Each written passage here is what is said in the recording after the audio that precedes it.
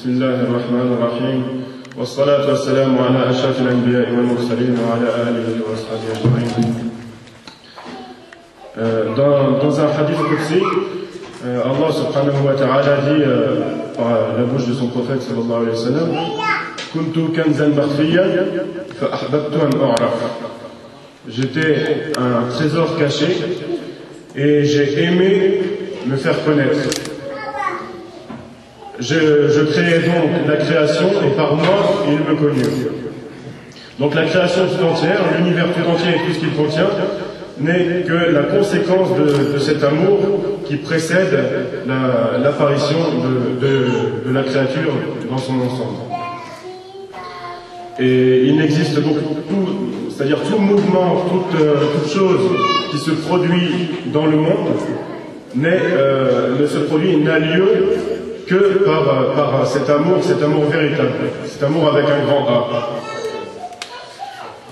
A. Et c'est donc un sujet qui tombe d'actualité avec ce qui se passe malheureusement en France en ce moment avec ce qu'on sait, cette fitna naissante. Et donc il faut savoir que toutes les créatures désirent Allah et désirent son prophète sallallahu alayhi wa sallam. Simplement certaines l'assument, plutôt le proclament leur amour et l'affichent clairement, tandis que d'autres le refoulent et se mentent à eux-mêmes en fait. Pour expliquer donc ceci, il faut donc revenir au but même de cette création, puisqu'il est dit dans un verset du Coran que Allah et selon Sayyidina Ibn Abbas, Ya'budun veut dire Ya'rifun. Donc Allah subhanahu wa ta'ala n'a créé l'humanité que pour, c'est-à-dire les hommes et les djinns, que pour qu'ils l'adorent, que pour qu'ils le connaissent. Et pour accéder à la connaissance d'Allah, il faut étudier en fait cette connaissance par l'intermédiaire de certains de ces noms. Et donc Allah subhanahu wa ta'ala a, comme on sait, 99 noms reconnus. Et parmi ces noms, beaucoup sont opposés les uns aux autres. Donc par exemple, le nom Ar-Rahman qui s'oppose au nom Al-Tahar, c'est-à-dire le miséricordieux, opposé au nom le coercitif. Le nom Al-Nafi', celui qui pourvoit en bien, qui s'oppose au nom Al-Dar, celui qui pourvoit en mal. Le nom Ar-Rahim, le clément, qui s'oppose au nom Al-Muntaqim, celui qui se venge. Et donc c'est par la connaissance des opposés les uns aux autres qu'on arrive à la connaissance de celui qui réunit tous les opposés. De la même manière que la paix n'existerait pas et on ne pourrait pas lui donner véritablement un sens s'il n'y avait pas à côté d'elle la guerre. Et de même que la richesse n'aurait pas de sens s'il n'y avait pas à côté la pauvreté, et ainsi de suite. Mais par contre, il y a donc parmi ces 99 noms d'Allah subhanahu wa ta'ala, certains noms qui n'ont pas d'opposé. Et c'est le cas par exemple du nom An-Nur, la lumière. On ne dit pas que Allah est ténèbres, puisque Allah au contraire dit dans le Coran, Allah Nur samawati wal ard. Allah est la lumière des cieux et de la terre. Donc alors, on se pose la question de savoir comment on atteint la connaissance de cette lumière. Comment on atteint la connaissance d'Allah par son nom An-Nur. Eh bien, la réponse est tout simplement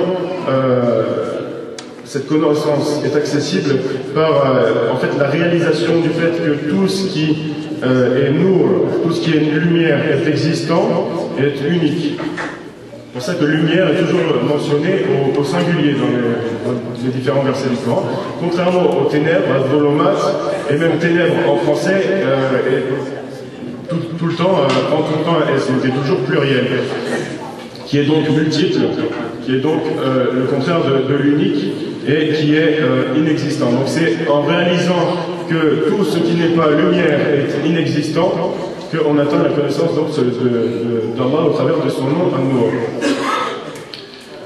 Et donc de même que seul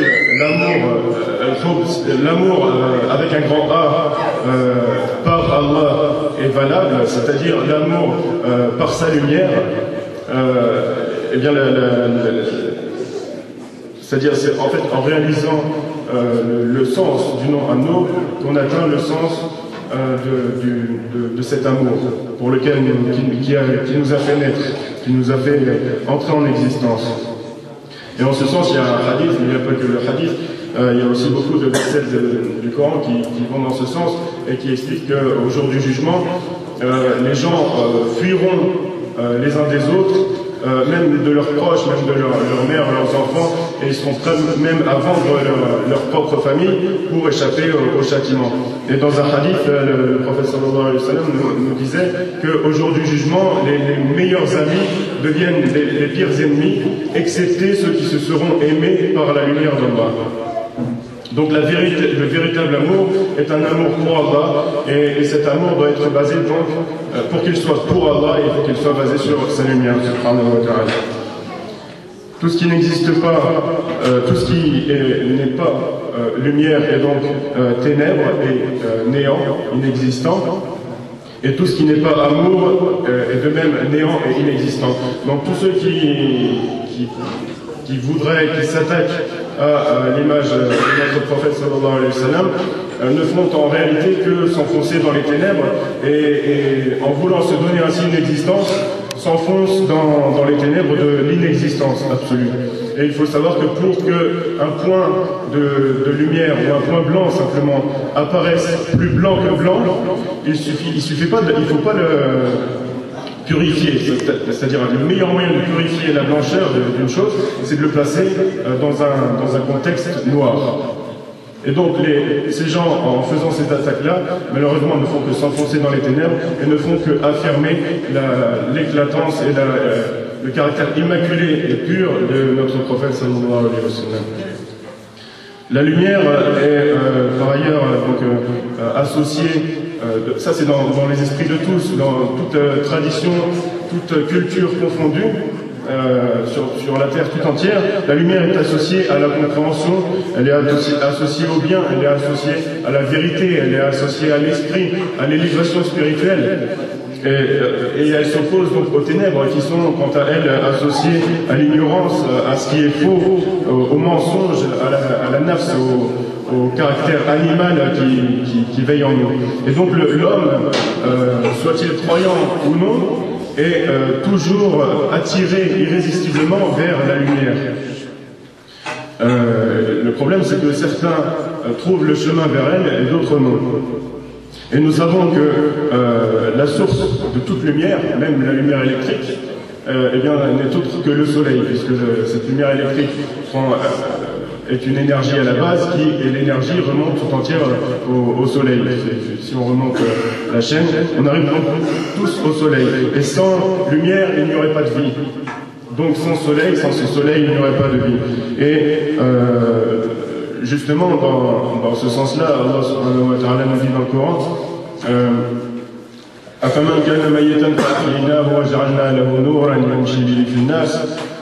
est-ce que celui qui était mort et à qui nous avons redonné la vie en lui octroyant une lumière par laquelle il marche au milieu des gens, est-ce que celui-là est comparable à celui qui se trouve dans les ténèbres dont il ne peut pas sortir? Par ailleurs, le soleil, donc c'est la source de la vie, la cause, et ce qui nous permet de vivre. C'est une description qui a été accordée à notre prophète sallallahu alayhi wa sallam dans la sourate Al-Ahzab où il est décrit c'est-à-dire donc Allah subhanahu wa ta'ala décrit son prophète en disant qu'il est quelqu'un qui appelle à Allah par sa permission et un siraj munir, c'est-à-dire un flambeau illuminant, c'est-à-dire un soleil. Et ce soleil doit donc naître au cœur de chacun d'entre nous afin que nous comprenions véritablement la portée d'un autre verset qui dit donc certes il vous est venu un messager de vous-même, c'est-à-dire de vos propres nafs. Donc toutes les créatures aiment et sont habitées d'un désir ardent et irrésistible vers cette lumière, vers ce soleil mohammadien qui se trouve dans le cœur de chacun pour ceux qui se donnent la peine de le faire apparaître en eux. Et ce soleil qui est donc la source de la lumière, la source de la vie. Et ça concerne les croyants comme les non-croyants. Et la preuve de ceci, c'est tout simplement un hadith qui est relaté par la mère des croyants, Aïcha radiallahu anha, et qui nous relate qu'elle était un jour dans une pièce sombre, en train de coudre des habits, et à un moment, l'aiguille avec laquelle elle cousait est tombée par terre. Et à cause de l'obscurité dans la pièce, elle n'a pas pu retrouver l'aiguille. Et à ce moment-là, le prophète sallallahu alayhi wa sallam est rentré et de son visage, il a illuminé la pièce au point qu'elle a pu retrouver l'aiguille. Et à la fin de ce hadith, c'est un hadith qui est rapporté par l'imam As-Suyuti et Ibn Asakir entre autres, à la fin de ce hadith, le prophète sallallahu alayhi wa sallam dit à notre mère Aïcha radiallahu anha, malheur et encore malheur à toute personne qui sera privée de la vision de mon visage, de ce visage, c'est-à-dire de cette lumière, de ce soleil, puisqu'il ne parlait pas ici de son apparence corporelle. Et il conclut en disant il n'est nul être humain, croyant ou mécréant qui ne désire pas voir ce visage. نسأل الله أن يعلمنا ما ينفعنا وينفعنا بما علمنا سبحان ربك رب العزة عما يصفون وسلام